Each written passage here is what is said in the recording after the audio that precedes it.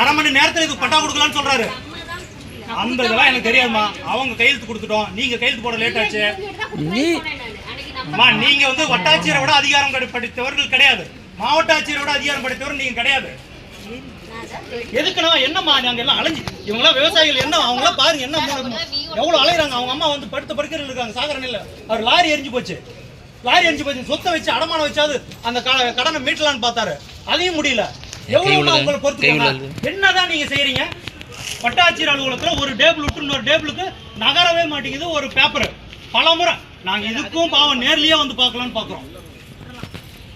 குற்றலாளர்மா இன்னைக்கு நீங்க கொண்டு வந்து தரீங்களா பட்டாவா? நீங்க முன்னாடியே கூப்பிட்டு சொல்லணும் அவங்களுக்கு.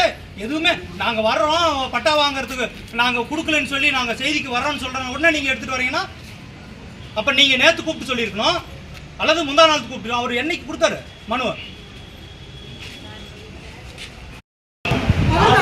இவர் வந்து சொல்றாரு, இவர் வந்து இது வந்து அரை மணி நேரத்தில் கொடுக்க வேண்டிய பட்டான்னு சொல்றாரு.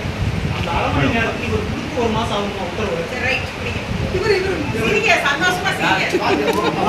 அவர் செஞ்சுக்கிட்டு வாங்க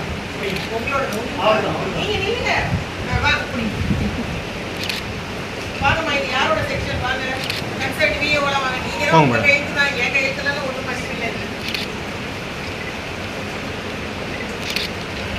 நன்றி வணக்கம். இவருக்கு இந்த பேர் நீக்கிறதுக்கு சம்மந்தம் இல்லாத ஒரு பேர் நீக்கிற